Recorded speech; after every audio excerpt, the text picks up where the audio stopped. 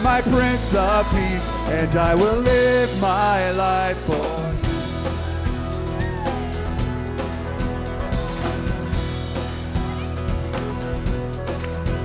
Tú eres santo, poderoso, eres digno, digno de amor. Yo te seguiré, yo te escucharé, y por siempre te amaré. Con mi canto y alabo al Rey que es digno. Con mi amor le adoro, de él me poso. Con mi canto y alabo al Rey que es digno. Con mi amor te adoro, ante él me poso. Desde casa viviré solo por ti. All right. On this third part, we're going to do the group 1 in English and group 2 in Spanish. Mix it up for y'all.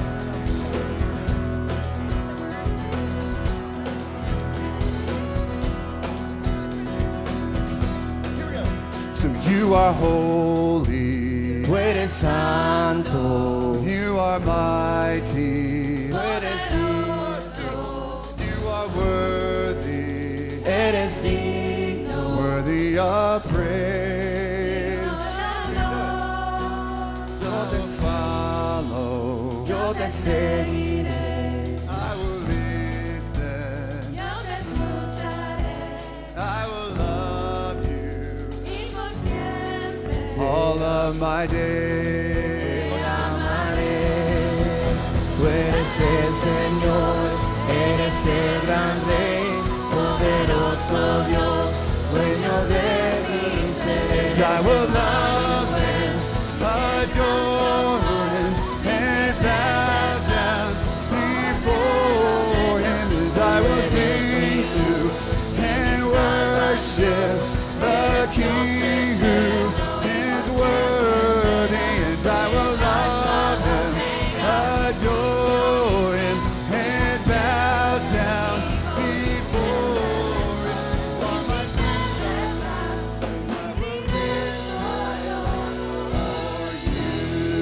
beautiful EYE. So beautiful, so beautiful.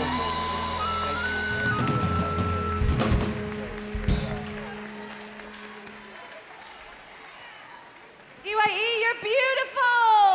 Awesome!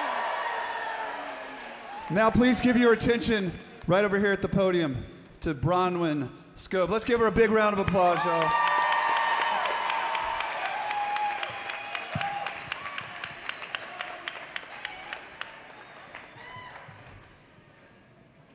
Wendy, you said name tags and what? Thank you.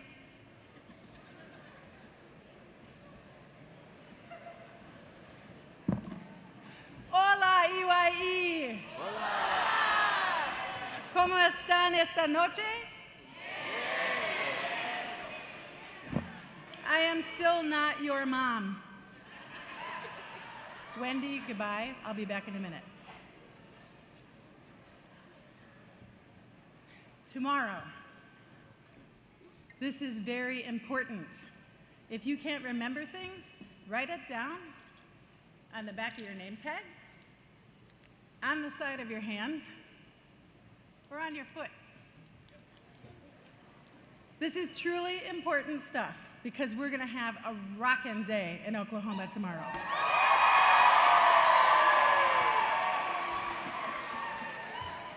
So are we paying attention?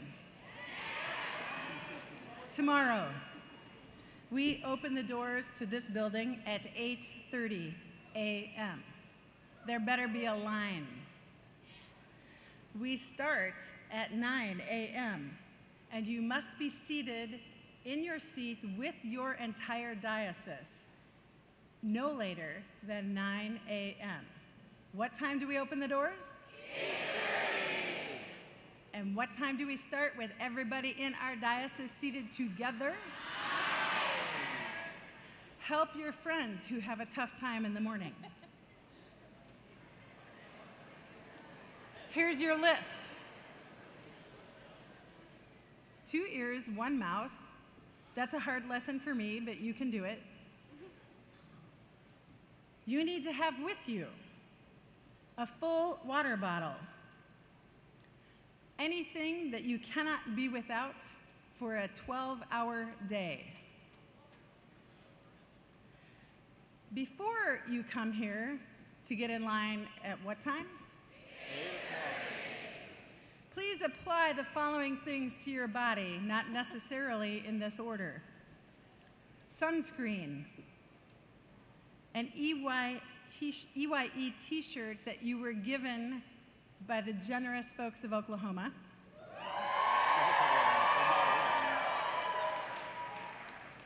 A hat, if you have one. That's not required, but it would be a good thing to have. And your name tag, displayed just like this. You must bring your inhaler or EpiPen if you have one and there's any chance that you might need one. Our medical team is going mobile with us tomorrow. However, they have to be over here in line, ready to be in here when the doors open at 8:30. And you're ready and seated at 9. So if you have morning meds at the clinic, please go get that taken care of early tomorrow. Med team, I'm sorry I didn't consult with you before I said that, but I'm trying to read Julia's mind. No, you will not be able to recharge your phone. You're going to be gone for 12 hours, so plan for your battery use. You will need comfortable shoes. We will be gone for 12 hours. Please eat breakfast and hydrate. There's a fly chasing me here. That's not good. Box lunches will be provided, and meal tickets for the Red Dirt Carnival will be given to you on the bus. We will post these announcements tonight so that you can see them on social media. Everybody can do this. We did it in Philadelphia. We were a little bit smaller crowd, but I know you can do this. All right? So now let's get to the fun stuff. I introduced to you the evangelism team earlier today, and now I'd like to introduce to you our program team.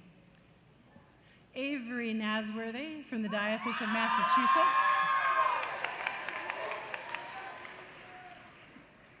Chen Yang Vang from the Episcopal Church in Minnesota. Woo, woo.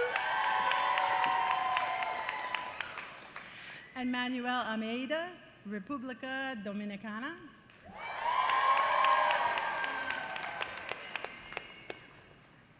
And Rachel Feenstra, Diocese of Connecticut. Maggie Foote, Diocese of Southern Ohio, is one of our adults. And Ron Brayman from the Diocese of Idaho is the other adult.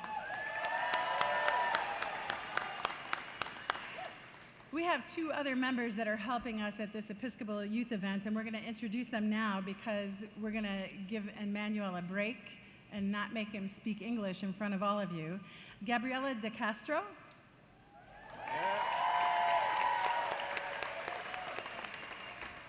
And Dinora Padro.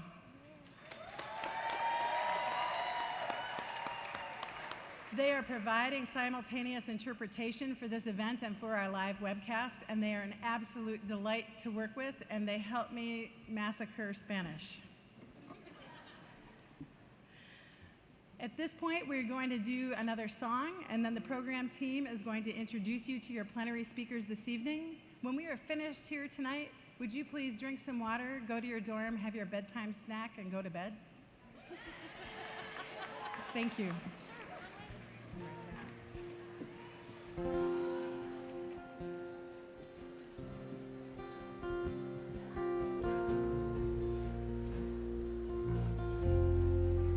I'm going to invite everybody to stand, please.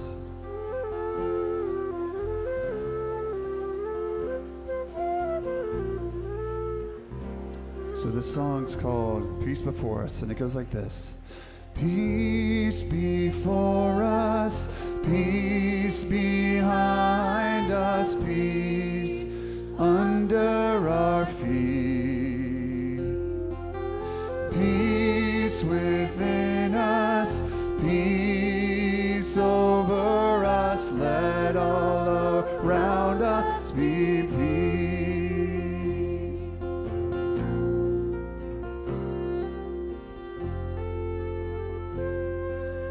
Amor delante, amor detrás, amor, sostén de los pies. Amor adentro, amor encima, por lo quiera llamó.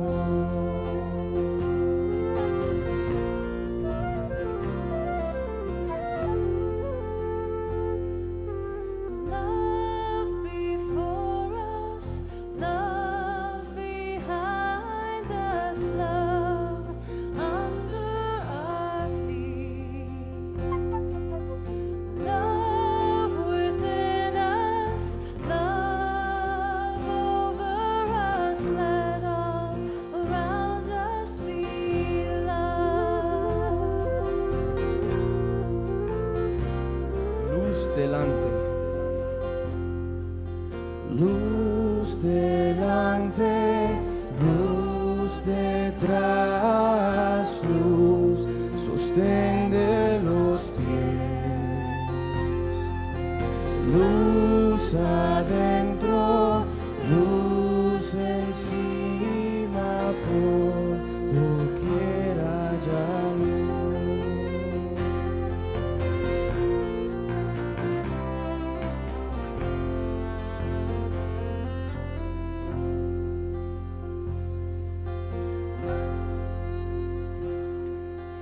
Light before us, light behind us, light under our feet.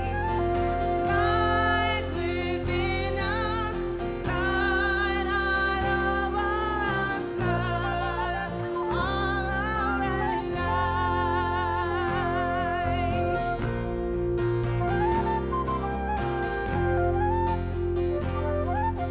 Christ before us, Christ behind us, Christ under our feet. Christ within us, Christ over us, let all around us be Christ.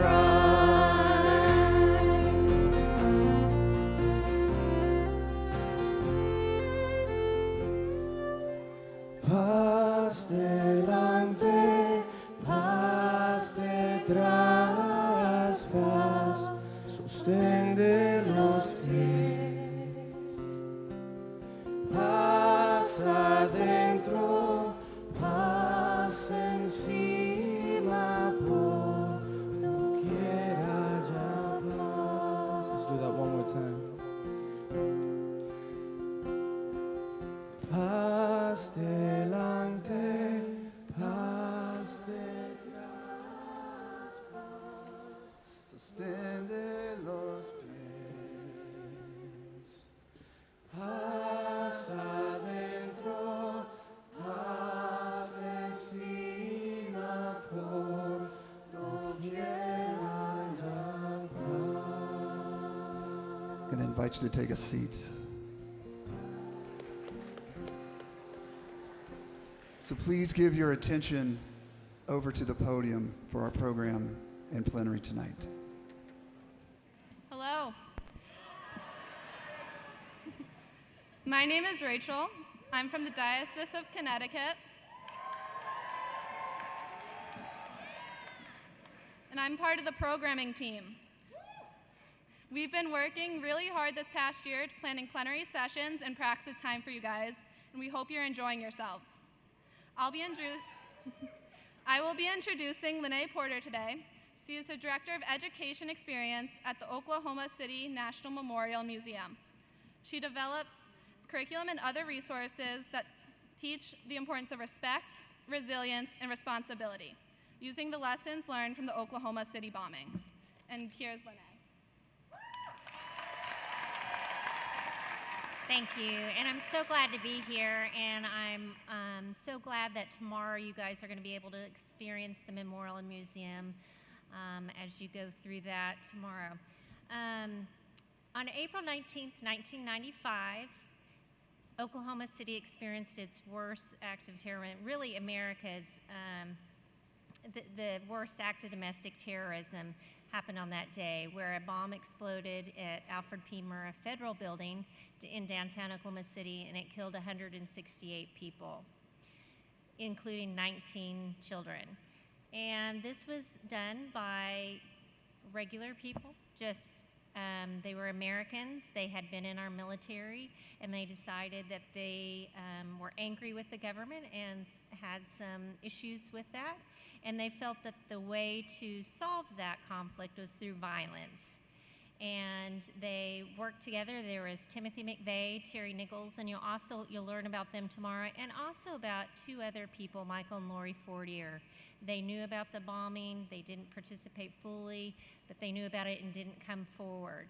So had they come forward, maybe 168 lives would have been saved. So it's so, so important if you hear something to say something that could prevent something like this happening again. It's up to all of us as individuals. But what you'll really learn as you go through the Memorial Museum is about resilience and hope, and how we can get through any tragedy, and that good triumphs over evil every time. And so today you are going to be able to hear from people that actually were impacted by the bombing, hear their stories, so then tomorrow as you go there you can remember their stories, how they felt, how they got through this tragedy, and also see how America helped in this tragedy. Communities all over the world helped, different countries. So and I encourage you to go, when you go back to your families on Friday, to talk to your parents, talk to people about this and what they remember about this day. Since, it happened over 22 years ago, most of you were not born at that time, and so ask your parents about that and see what they remember about this. But again, we're here to really teach you about resilience and hope, and again, that good triumphs over evil. So at this time, we will start with our first speaker, and I think you have somebody introducing the first speaker. So again, we are looking for, the whole staff at the Memorial Museum is looking forward to welcoming you tomorrow. And again, stay hydrated and go to bed early tonight.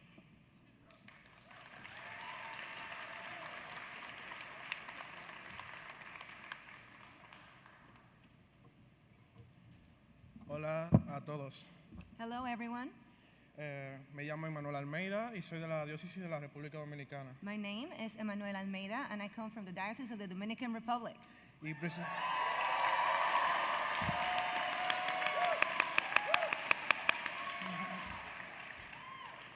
y presentaré a Melissa Houston. I'm here to introduce Melissa Houston. Melissa Houston sobrevivió al ataque de bomba de Oklahoma City, ocurrido en abril de 1995, y desde el comienzo de su carrera se ha movilizado a favor de iniciativas eficaces para combatir el terrorismo. As an Oklahoma City bombing survivor, Melissa Houston became an advocate for effective anti-terrorism initiatives early in her career.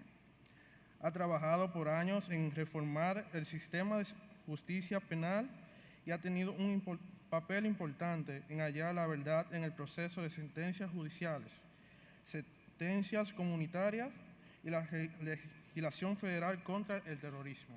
She has an extensive background in criminal justice reform and played a key role in reform efforts related to truth in sentencing, community sentencing, and federal anti-terrorism legislation.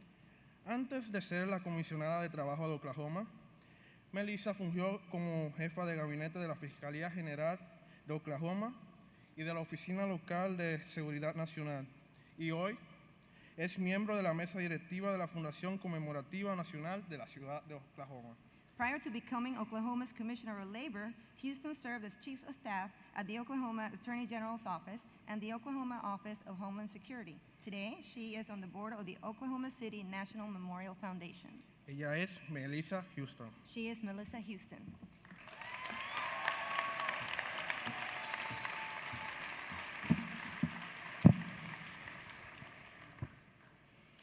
Thank you. Thank you for the opportunity to be here today. Can y'all hear me okay?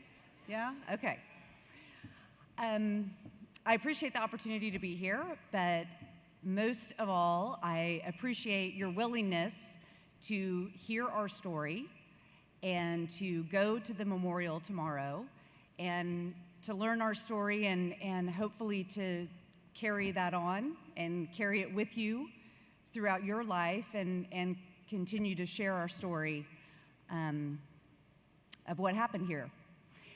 So my role is to talk to you a little bit about my perspective on the bombing before you have the opportunity to go to the memorial tomorrow, and you'll hear some other perspectives. And that's really part of the lesson of the memorial, is how many different types of people were impacted and how they were impacted in so many different types of ways. So for me, even now it's been 22 years, and even today, it impacts me. So 22 years ago, I had just graduated from law school, and I was starting my very first big girl job. I was hired on January 19th, 1995, to work as a staff attorney for a sentencing commission. And at the time, I was so young and so full of life and innocent and excited, waiting for, was that cute boy going to call tomorrow? Probably like many of you. And all of that was really changed in an instant. So on April 19th, I was at work, and I was working on sentencing reform. And so part of my job as an attorney was, I had a really boring job at the time. I had to read the criminal statutes. And if you've ever read law books, don't let me discourage anyone from going to law school. It's an incredible opportunity. But when you're a baby lawyer, you get to do kind of the drudgery. So at the time, I was sitting at my desk, and I was reading really boring law books, really boring criminal statutes. And I don't know about you, you're all in school, but you know how sometimes you kind of cut a little deal with yourself when you have something drudgery that you need to do, where it's, okay, I'll do this for 10 minutes, and then I'll go look at Facebook. Or I'll do this for 5 minutes, and then I'll go take a walk, or whatever it is, right? You kind of cut that deal with yourself. So that's what I had done.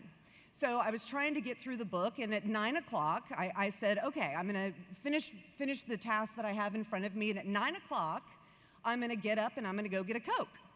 And so I'm sitting at my desk, and I'm going through the statutes, and at 9 o'clock, I look at my watch, and I say, oh, okay, well, it's time for me to go get my Coke. And I stand up, and I'm getting ready to leave, and the guy in the office behind me started talking to me. And at the time, I was so annoyed. I've sat here for 30 minutes. I've done my work that I'm supposed to do. It's time for me to take a break, and this guy won't shut up. Completely annoyed. And he was reading something to me that I could have cared less about. And that's when it happened. Probably saved my life. And I always try and remember that. When things happen that aren't what you expect and maybe don't fit into your plan, it probably saved my life. So people ask me, did I hear it? I actually didn't. It turns out when you are that close to a bomb, when it goes off, you can't hear it. You can feel it.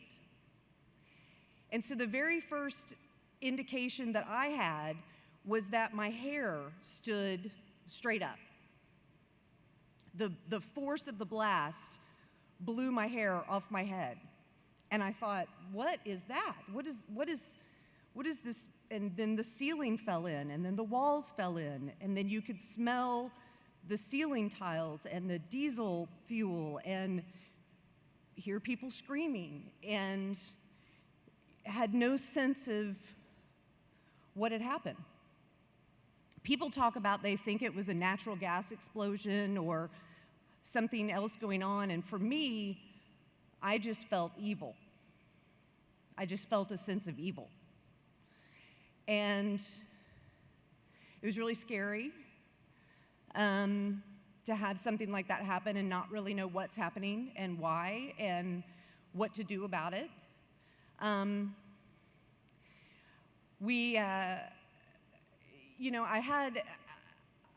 hadn't spent a lot of time. I had only been on my job about 3 months, and so I hadn't spent a lot of time doing things like fire drills.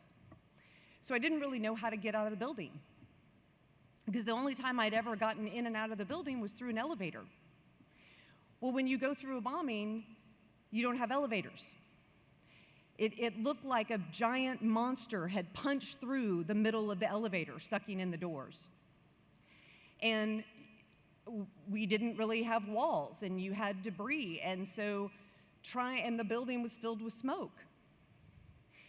And I remember hearing one of my coworkers just screaming for help, and it was because she had taken the window to her face, and she'd taken all the glass to her face and to her eyes, and so she couldn't see. She'd taken the window frame to her head. And so trying to figure out how to get help and how to get out, and in an instant, my whole life was changed. So I had a really hard time getting out of the building, which is something that I still deal with today. I'm one of those people who always knows where an exit is at any time on a building. I had a really hard time getting out, and I got out, and we actually didn't have anyone in our building. Tomorrow when you go to the building, I actually was in the building that the museum is in. So right above the survivor tree, you will see a phrase written by the rescue workers, and there are 2-story arched windows, and that's where my office was. So I was on the south side of the building on the 3rd floor. And you'll see that tomorrow when you go. And the firefighters and the EMT, I mean, they were very busy with the Murrah building, obviously. And so in our building, actually, we all ended up helping each other out. We actually had a homeless shelter across the street where we had a lot of homeless people who came and helped people to get out of my building. So I stood on the corner and tried to figure out what to do, and talking to my coworker, and I walked away.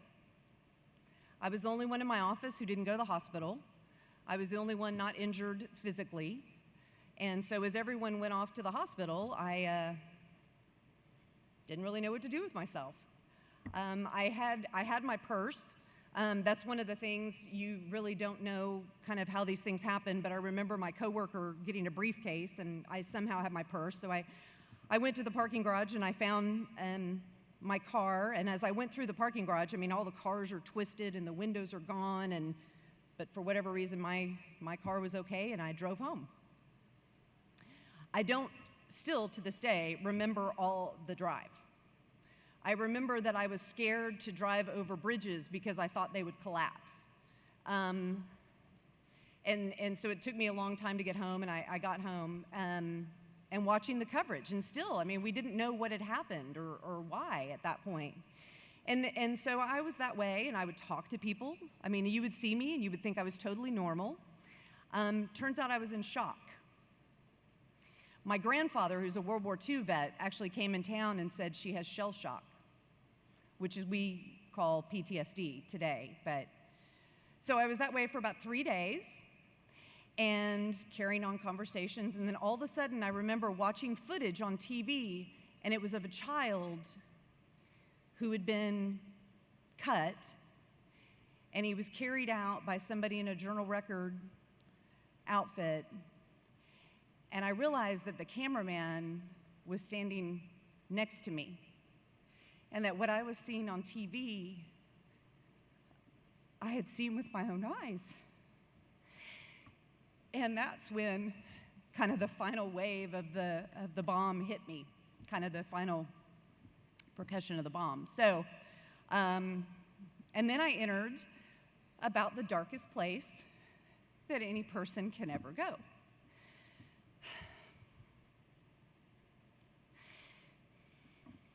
And something you wouldn't wish on anyone. I had no hope. I had no faith. And I really didn't really want to be alive. And so it was a bad place. It was a bad place to be for a while. Obviously, I'm not there anymore. So how did I come back from that? Well, it was a couple things. First of all, I decided to be of use in some way. And so I got involved with a group of family members and survivors who worked on legislation. And we worked on the very first anti-terrorism bill that ever passed. It's called the Effective Death Penalty Appeals and Anti-Terrorism Act. And it was passed in 1996. We got together with the families of Pan Am 103, who were the only other terrorist victims at that point. And we passed legislation. And let me tell you, the far, far right hated this bill. And the far, far left hated this bill. And do you know what that means? It means it's a good bill. Okay? I'll just tell you that.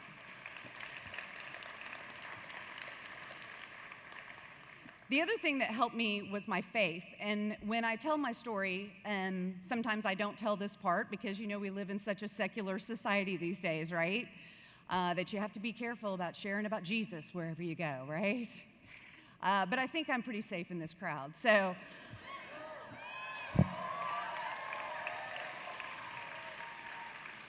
my faith is very important to me, and at the time, I wasn't really a churchgoer, and I was young, and had gotten out of college and all that, and I wasn't really a person of great faith, and I was in a really dark place, and didn't really have any faith because I didn't have any hope, and didn't see the point of all of it, and my mom knew a priest, a Catholic priest, and he had known my grandmother. It's a long story how she knows him, but the short version is that she wanted me to go speak to him. My mom was desperate. I mean, she sent me to counselors and shrinks and everybody that she could think of to help me, and so she sent me to see this priest.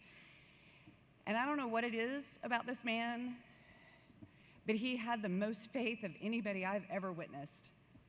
And I remember pouring my heart out to him, and for some reason I just felt that I could trust him, and I could tell him how dark my heart was and how dark my soul was. And he didn't judge me, and he listened. And do you know what he said? I said, I can't go to church. I don't believe. I don't have faith. And he said, that's okay. You know why? Because I have faith. And I have faith enough for both of us. And I know God, and I know that he will find his way back into your heart. That's how much faith I have. And so he encouraged me to go to church. That's what we do as Catholics. We make everybody get in the pews at least once a week. It's very effective. But he said, go to church. And I don't know if it'll take a week, and I don't know if it'll take a month. I don't know if it'll take 5 years. But I have faith enough that I know God will find his way into your heart. And he did. So that's how I found my faith back.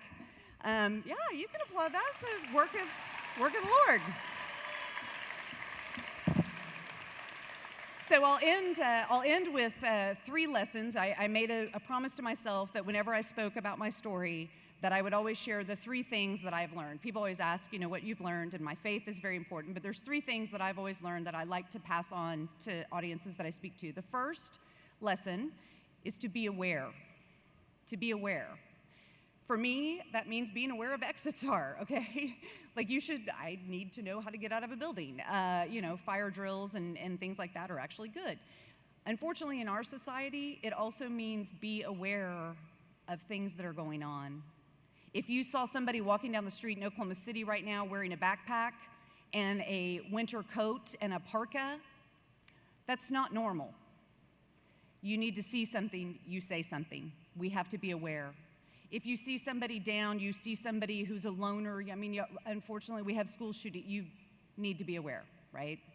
So be aware. The second lesson is to be of use.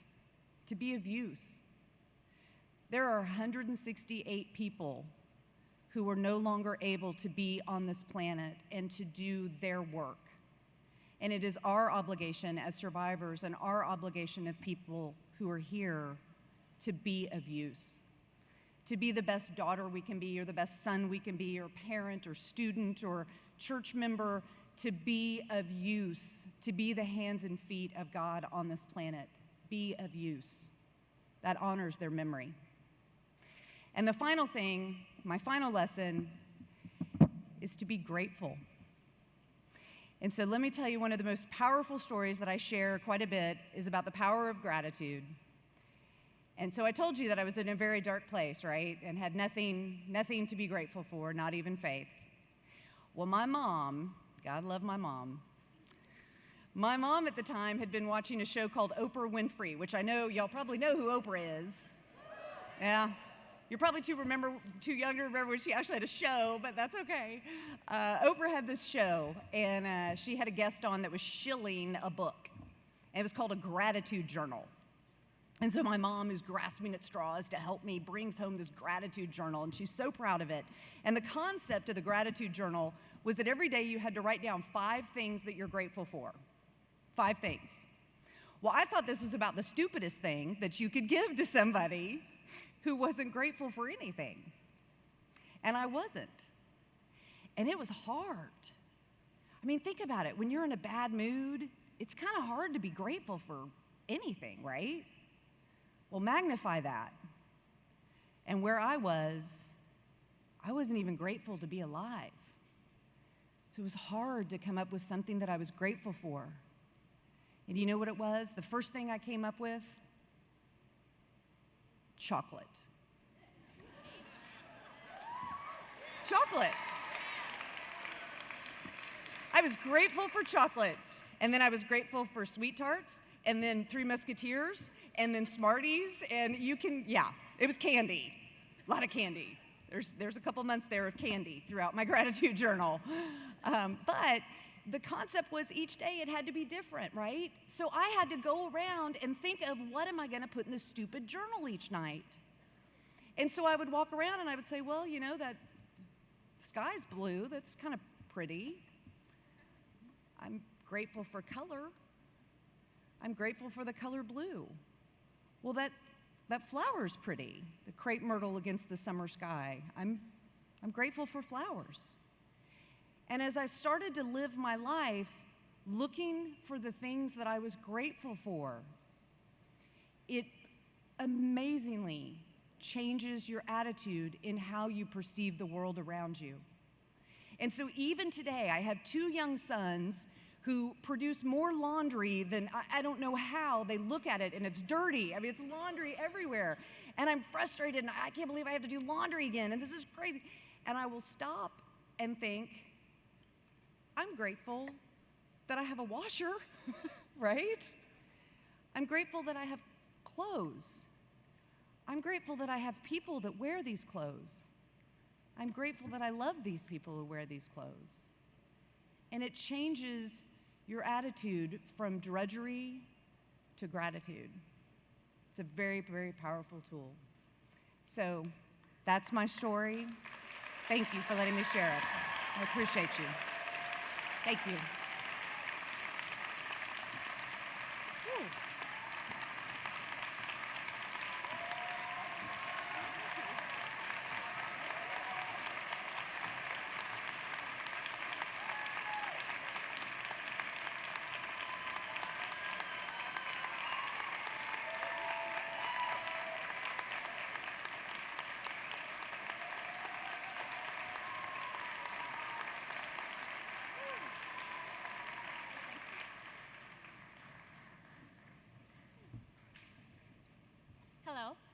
I'm Chen Yang Vang from the Episcopal Church in Minnesota. I'm here today to introduce Reverend Wendy Lambert. She was a physical therapist working with elderly patients in western Oklahoma when the Alfred P. Murrah Federal Building was bombed. Today, she is executive pastor at St. Luke's United Methodist Church, located just a few blocks north of the bombing sites. The church responded significantly on April 19, 1995, and the days following, providing food and shelter for the first responders, as well as assistance in a variety of other areas.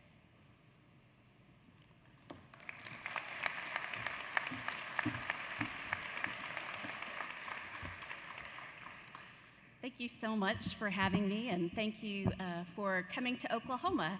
I hope the weather has been kind and will continue to be kind to all of you. It can get hotter, so actually, I'm glad that it's where it's at. Back on April 19th, 1995, I was a physical therapist in western Oklahoma. And I had arrived to work early. I had already seen several patients.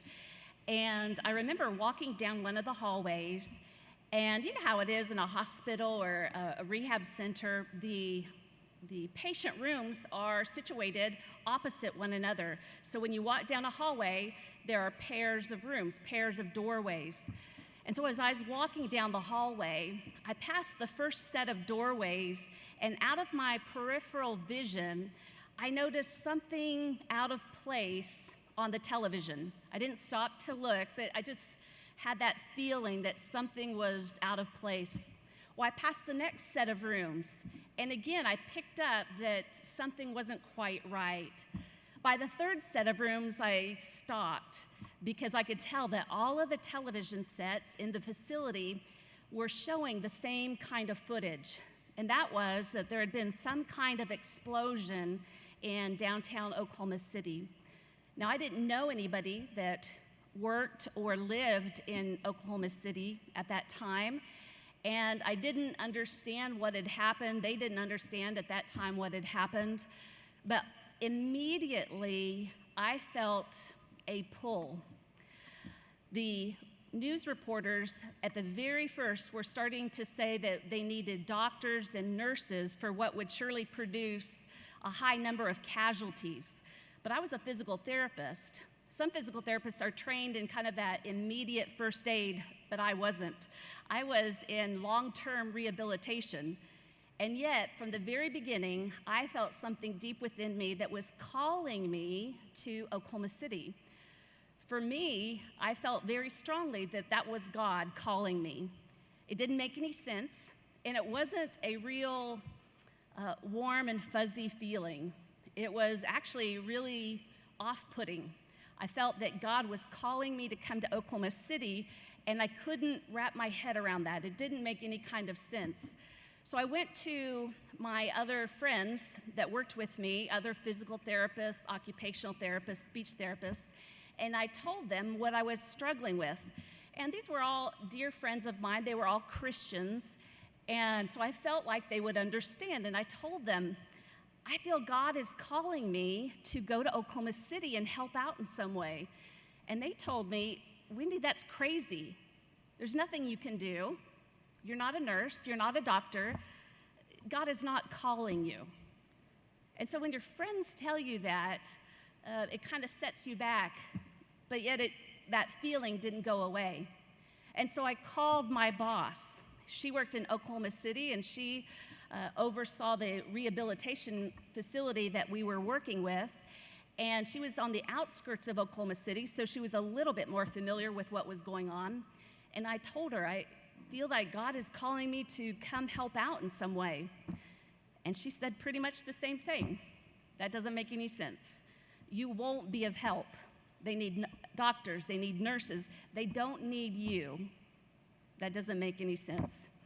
So I hung up the phone, and I had one of those moments, kind of you're at the crossroads. For me, I could listen to all of these rational, reasonable people who were dear in my life, but I knew that it wouldn't stop that feeling inside of me. I knew that it wasn't going to go away until I answered it. And so even though all these people that I respected and admired said something else, I felt this strange turmoil that I knew wouldn't go away until I answered it. And so I finished up my patience, and I got in my car, and I drove to Oklahoma City. I listened on the radio because I wasn't even familiar with where everything was in the city, and on the radio station, they were saying that if you've come to volunteer, you need to head to the Red Cross building. And so I found my way to the Red Cross building, and when I got there, there were people everywhere. There was a person in front of the Red Cross building with a speaker saying that if you've come to volunteer, make your way to the front and sign up on the registration sheets, and we'll call you in the weeks to come. That's how many people had showed up. A lady who worked at the Red Cross in those days is a part of our church, and she would later tell me that over 4,000 people volunteered with the Red Cross building that day.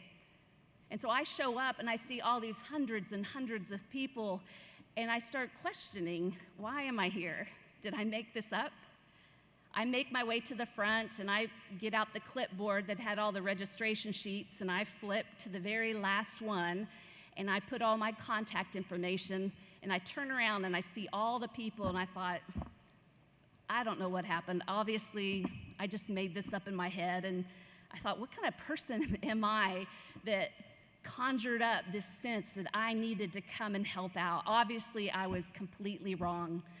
And so I started to walk back to my car, and I got right to the curb, and at that moment, a minivan pulls up right in front of me, and they open up the door, and I don't know who was inside. I suspect people who were associated with Red Cross, but they opened up their sliding door, and they looked at me and these hundreds and hundreds of people standing there, and they asked me, "We're going downtown.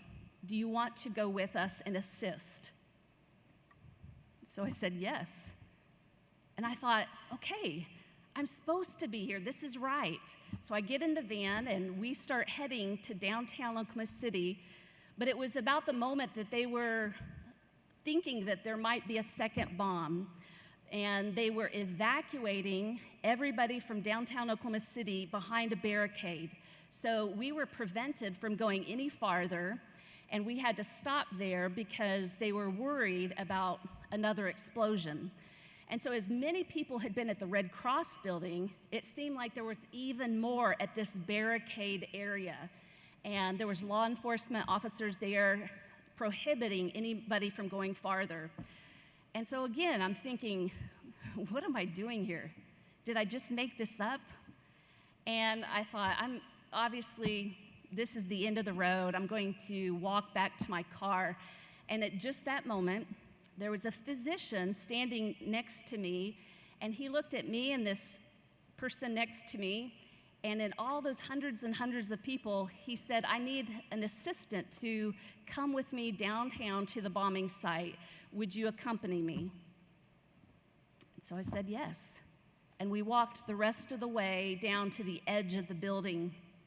I stood at the southwest corner, and he kind of disappeared into the building, and I don't know that I saw him again. But by that time, I thought, I'm supposed to be here. I knew something was going to happen. I knew that God was going to use me in some way, and so I waited and waited there.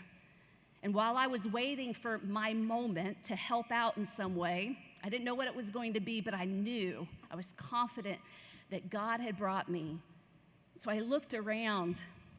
There's the courthouse on the opposite side of the Murrah building, and all the windows were blown out, and these thick, black, government-style curtains were blowing through the window, and it was just one of those very strange images that kind of imprint on your mind.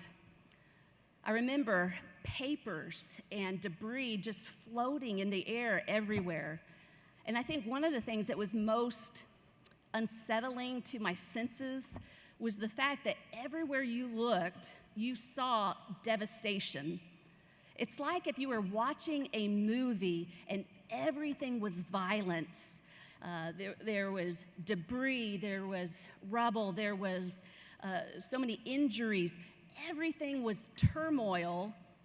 Imagine seeing that in a movie without a soundtrack. So here I was in this scene of violence, and everything seems like it should be loud, and it was quiet. And it was so surreal to have this image of loud violence and this stillness, this quiet surrounding you. As I was watching, I saw people showing up and doing what they could to help out. It became cold and kind of wet, and so one group came around and passed out rain jackets and rain pants. Oklahoma Natural Gas came around and passed out hard hats for everyone. I remember a man brought around sandwiches, and I don't remember what type of sandwich it was, but I could fold a sandwich in foil the same way today because I remember it that well. There was a woman who brought around little styrofoam cups of coffee. All these people were present. There were already first responders there trying to rescue, take care of the scene. So many people there doing what they could in any way to bring about help and assistance. So I knew that I was going to get to help, or God was going to use me in some way. I waited hours. And finally, when evening came and night started to arrive, as strong as I felt pulled by God to be there in that moment, all of a sudden I felt God tell me it's time to go. I can't tell you how frustrating that was. Because in that moment, I thought, I answered your call. I did what you asked. Why are you sending me home? I had been brought here, I answered it, and nothing? I was here just to stand here? But I can tell you it was that strong. Not always when God speaks to us are we able to fully understand, and so sometimes how God speaks to us can be unsettling because we don't quite see it all yet. Well, I knew that God had sent me on, and so I started walking back to my car, and by this time I was weeping just at the utter senselessness, the devastation of it all. And I get in my car and I start driving home. I'm on the outskirts of Oklahoma City, and my phone rings, and it was my mother. And she said that my father had had an appointment in the Social Security office of the Murrah building that morning. And he had been there at 9 a.m., and they hadn't heard from him. And in that moment, I knew that my father had lost his life that day. And so I turned around, and from that moment on, especially that first night, I really don't remember much. I don't know how I made it to the church, but we were directed to a church building where some of the family members were gathering that very first night. And even though my family held out incredible hope, I knew deep inside that I had been given a glimpse of something, and God had already let me know that my father had passed away. And yet I walk into the church building, and there are brick walls, and I remember white sheets of paper with all of the names of the missing on these sheets of paper. And so we went up to the wall and we found my father's name. It would be just a few years ago, I was speaking at the memorial, and I was telling the group of people that I had come to this church, and I couldn't remember what church it was, and they told me, well, it was St. Luke's. It's the church that I was appointed to just a few years ago. And so you want to get a glimpse of how God works in the world.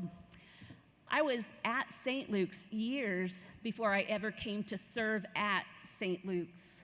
And that very first night, the people in the ministries of St. Luke's were ministering to my family before they ever knew me.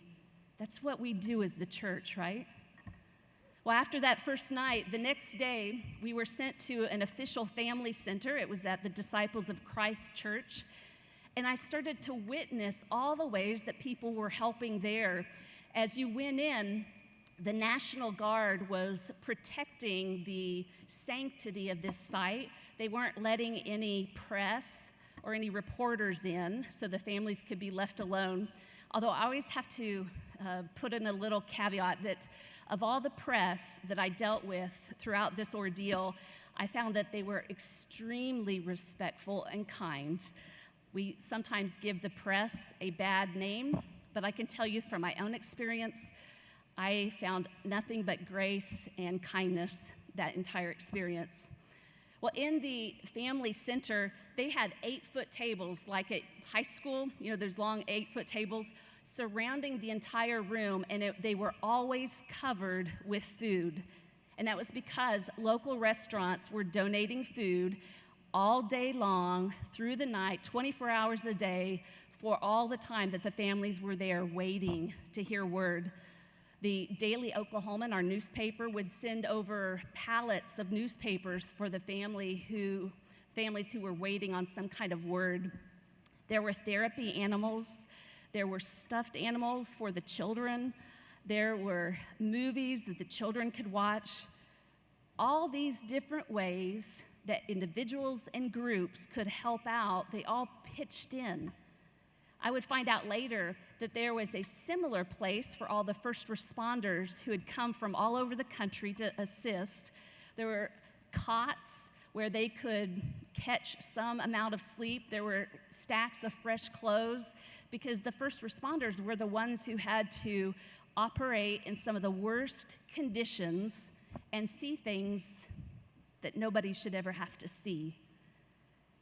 So all through this experience, I kept seeing over and over ministry and kindness from people. One of the most touching things that always gets me is the fact that the medical examiner's office did everything they could so that family members did not have to identify their loved ones. Now, I was a physical therapist. I was the oldest child, and I had already made the decision that it made the most sense that when it came time, I would be the one to identify my father's body. I thought that that was my role. I would spare my mother and my brothers. I had a medical background, so it absolutely made the most sense. I had made that decision, and it never came to that because the medical examiner's office had done all this research to spare my family. Now, I want you to think Oklahoma City, thank goodness, doesn't have a lot of cases that hit the medical examiner's office. When you have something of this magnitude, they were working around the clock, and just everybody was putting this incredible pressure on them. It would have been so easy for them to call in family members to identify where that could be possible. But in my father's case, it meant that because we had moved here from Ohio, go Buckeyes, my father hadn't gone to the dentist or the doctor here in Oklahoma. And so they had to go back years and across state lines because they wanted to spare my family the trauma of seeing our loved one like that. That's how God works in our lives. God inspires us to kindness. Now, all these years later, I recognize and I firmly believe that God had called me there that day. And I was to be there not to accomplish any task. I wasn't to help rescue or clean up. I was there to be a witness because I believe that what God calls me to do is to share a story. I want to share about how God loves us and God loves in us and through us to make a difference in this world. Violence is never more powerful than the kindness that we can exhibit. I can tell you that for the rest of my life, I will remember a little styrofoam cup of coffee because one woman made the decision to answer the call of God and do something. For as much as I wrestled with coming downtown, I can only imagine she was thinking, well, what can I do, God? I guess I could bring some coffee. Her yes will stay with me till the day I die. We are a greater force for good in the world, and there's nothing that can stand up against the love of God, and that's what we're called to bring.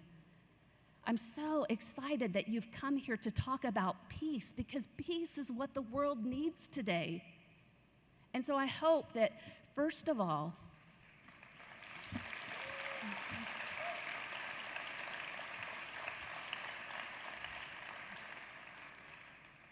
stay in love with God.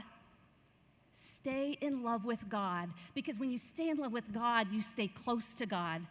God isn't up in heaven way off somewhere and we have to beg God to be at work in the world. God's already at work in the world, and we get the honor and the privilege of partnering with God. And so if we stay in love with God through reading God's word, through being involved in worship, through mission, through fellowship, if we stay in love with God, we'll recognize where God is at. We'll hear God's voice in our lives, and we'll know where we can join with God to make a difference. Second, be intentional about kindness. Please don't wait for some act of violence and then respond. That's too late. That's it only brings you up to a neutral place. Be intentional about kindness now, every day. There was a man who joined our church about 4 years ago, and we always ask people, why did you join St. Luke's? We're so glad you did. And he said, because you guys smile and tell me hi. That's the bar in the world today. People aren't acknowledged. People aren't shown that they matter. So do you hear what kind of kindness I'm putting before you? Smile at people, tell them hello. That's what kindness is in the world today. Don't turn away, be brave. Take the initiative and be intentional about kindness. And then third, I'm so glad to have followed her and her words about gratitude. Live in gratitude. One of my favorite quotes in life is, silent gratitude is of no use to anyone. Silent gratitude is of no use to anyone. It's no good for you just to feel kind of warm and thankful inside. Write it down in a journal. Give thanks to God and tell people that you are grateful for the difference they make in your lives. Express your gratitude. Let people know that they matter. Thank you for being here. Thank you for your commitment to God, to one another, and to a world who needs exactly what you can bring. Thank you.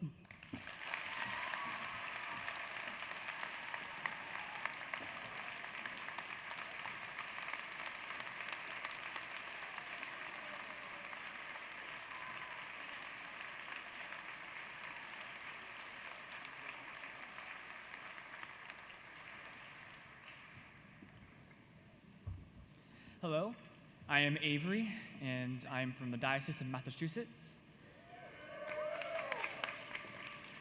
And I am on the program team.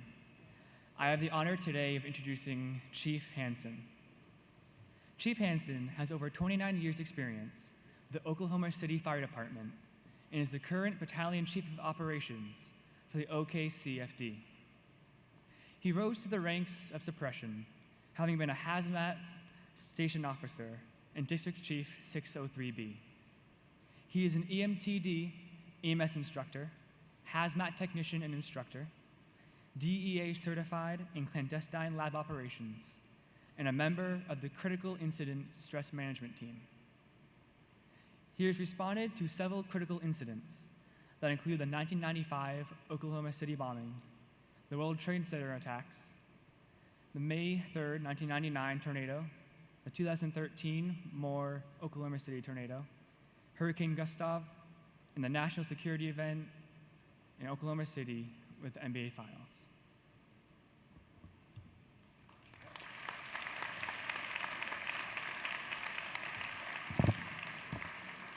Thank you, Avery, and thank you for having me here.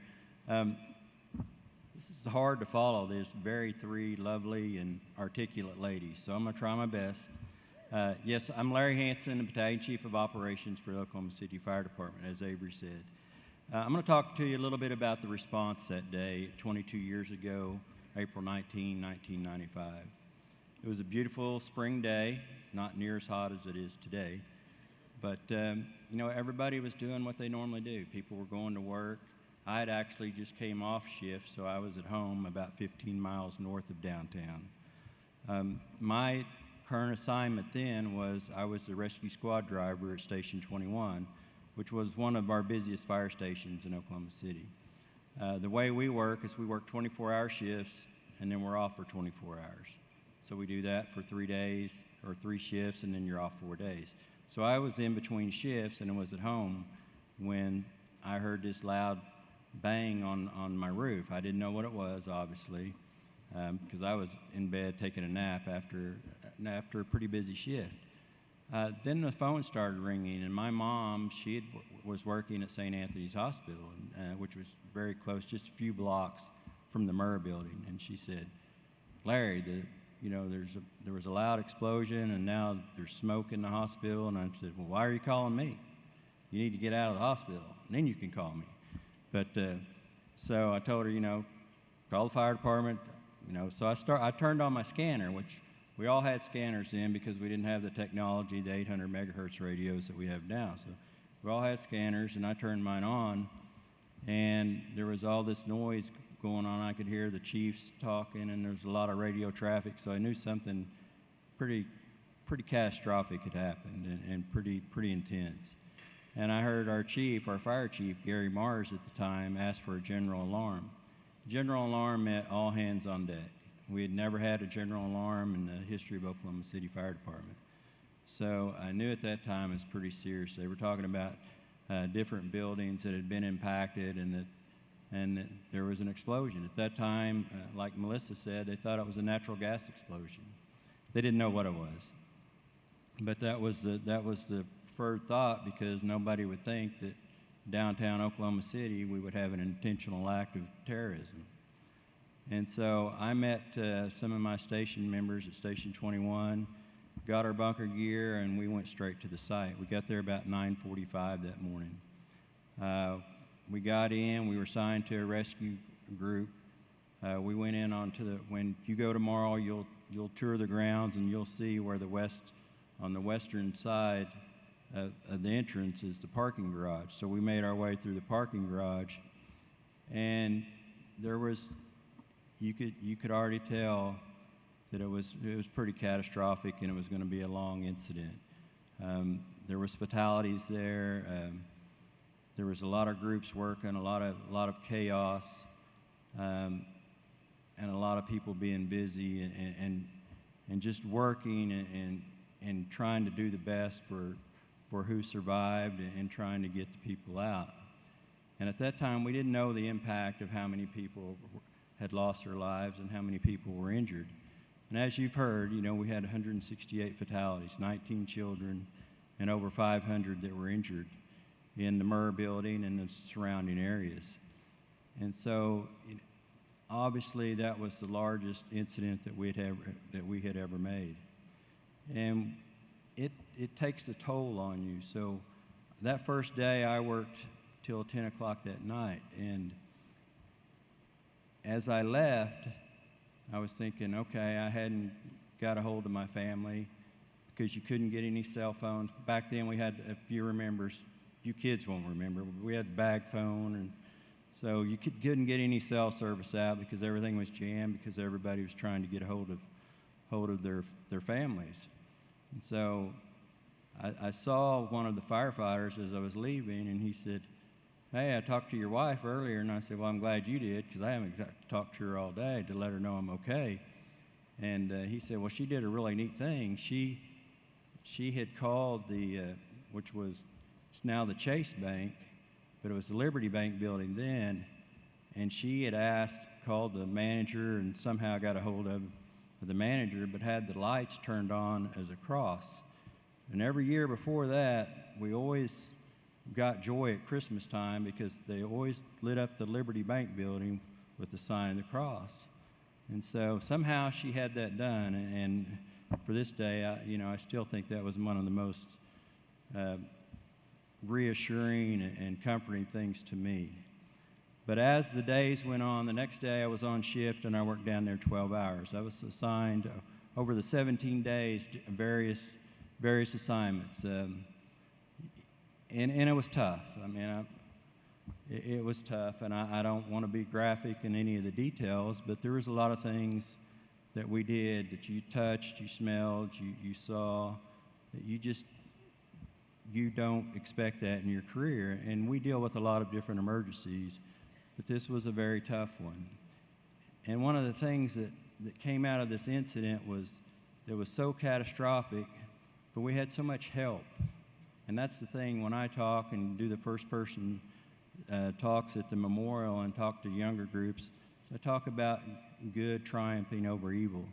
And what I mean by that is it was such a difficult task, those 17 days. But everything that we needed, when the media put out that the rescue workers, they need coveralls because their bunker gear is too cumbersome and too heavy. All of a sudden, we, out of nowhere, there'd be trucks pulling up with coveralls, and the same way with leather boots and knee pads. Anything you wanted or needed was provided. It was like the whole city and the nation opened up their hearts and their wallets to help us, and that was so humbling.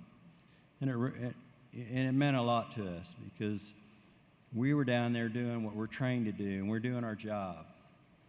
And yet, people that had lost so much and had suffered so much were the ones that were doing whatever they could to help us.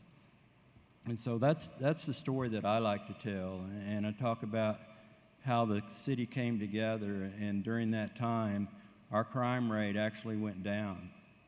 It was like the whole city said, we're going to give you a break. We know you're working. And what I mean by that, I mean law enforcement, the firefighters, the EMS, all the call volume went down in the city. There weren't as many fires that 17 days. There weren't as many medical calls. Like I said, the crime rate went down. And so, and did we do it by ourselves? Absolutely not. Absolutely not. We had so much help. We had help from all across the country.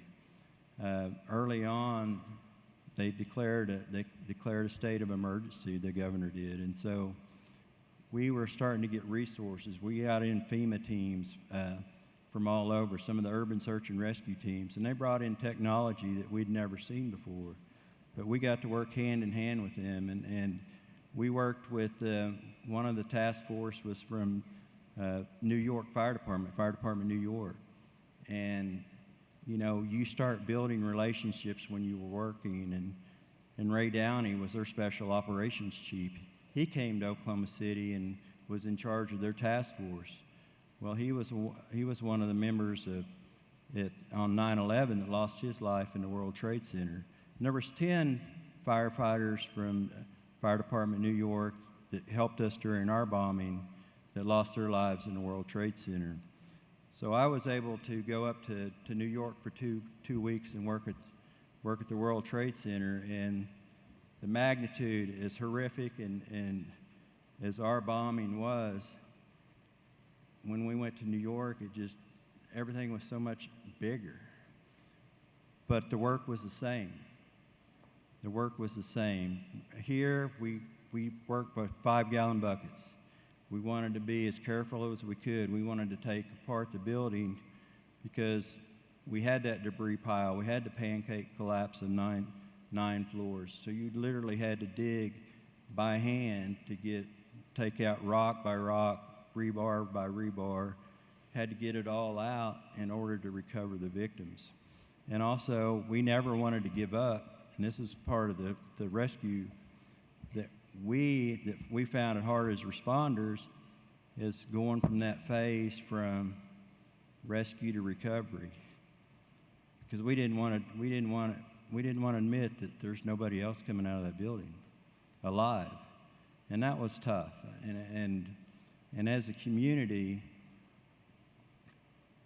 the community rallied around us, and as we would, we'd go for our shifts, and there would actually be family members and civilians and citizens along the gates of the street, applauding the firefighters and giving them words of encouragement as they were going to work, and other rescue workers. It was very humbling because they'd lost so much, and yet we had all the equipment and all the training to go in, but yet these people that had lost everything and had nothing were willing to give you everything they had just to help you. And so that's the story I like to tell. We call it the Oklahoma Standard.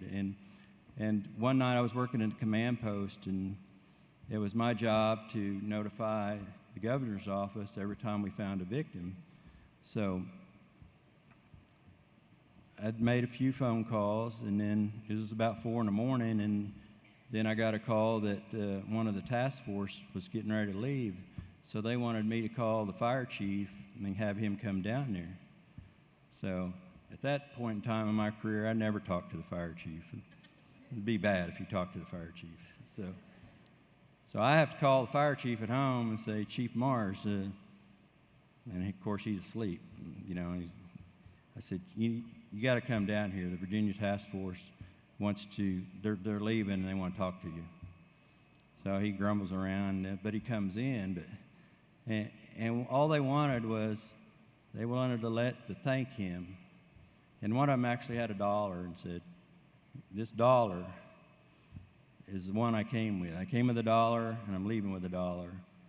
And I'm sure he came with more, but the symbolism was that he didn't have to take anything out of his pocket while he was here, because the citizens of the community had paid for everything and made sure that they were well taken care of.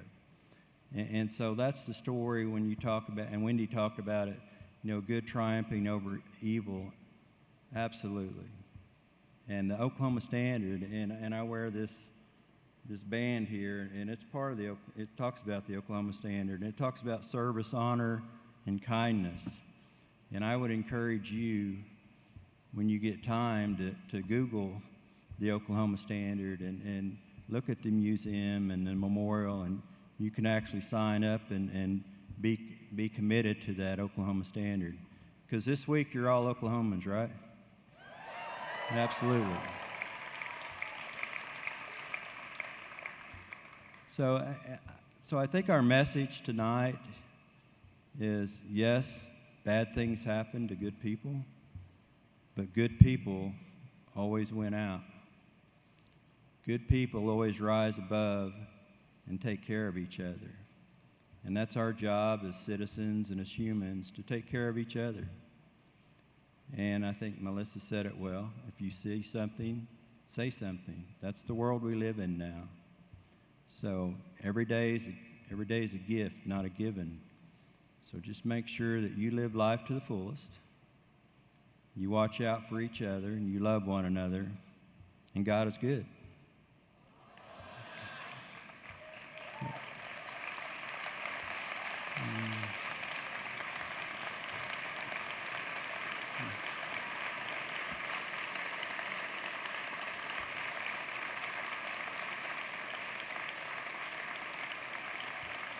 Thank you. And with that, I think we're done.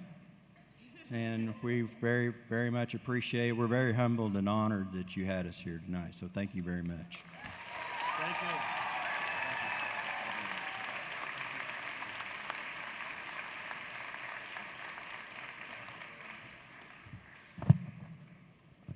Let us thank Lynn Porter, Melissa McLaurin Houston, Reverend Wendy Lambert, and Chief Larry Hanson again for sharing their wonderful stories.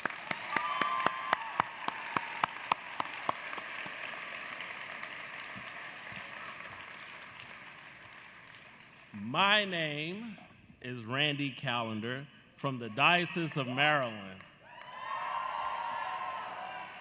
And I am one of the chaplains for the EYE planning team.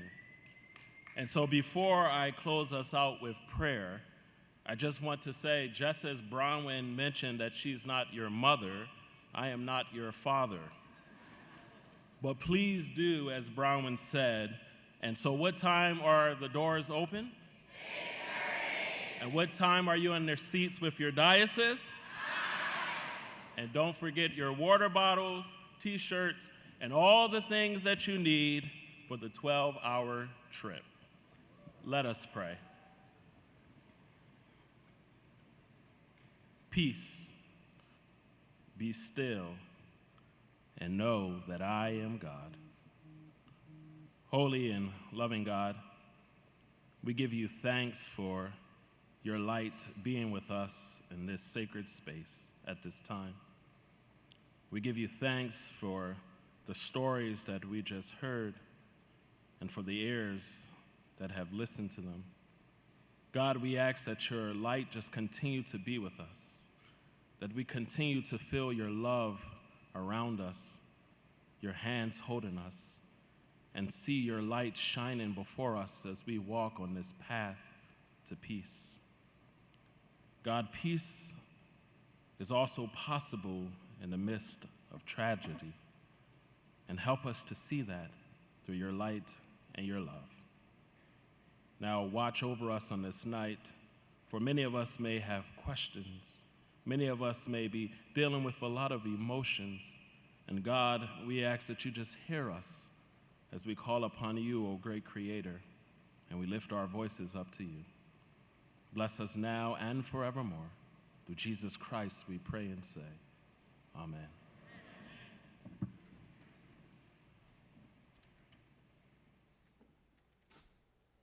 So we're going to close our time with one more song. And what I want you to do is I want to just invite you to listen to the first verse because it's probably unfamiliar to many of you. And then join us in for the second and third verse. But I'm going to go ahead and invite us all to stand as we are able.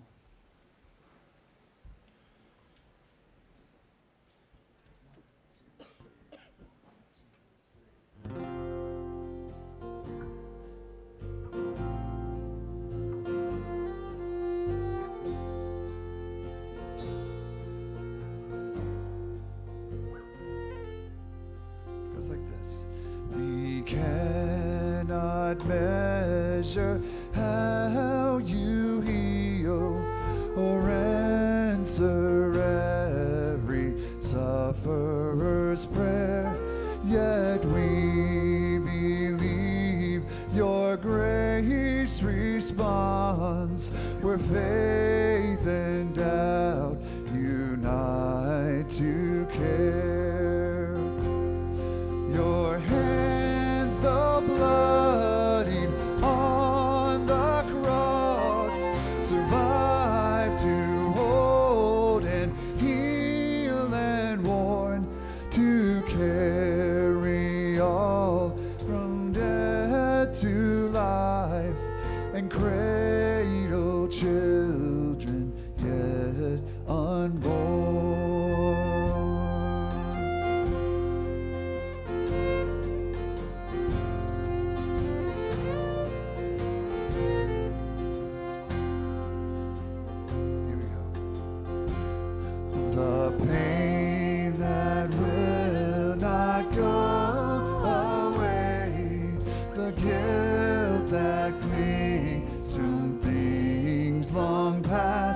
The fear of what the future holds are present as if meant to last. But present too is love which tends the hurt we never hope to find, the private agonies inside, the memories that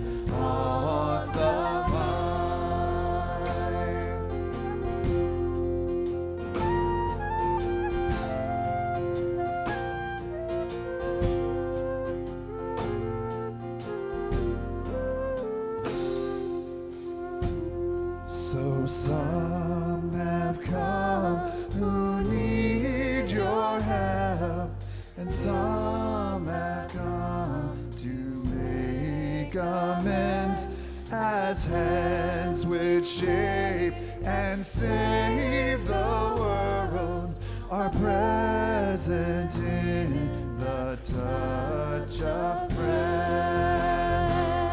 Lord, let your Spirit meet us here to mend the body, mind, and soul, to disentangle peace from pain and make your broken people whole.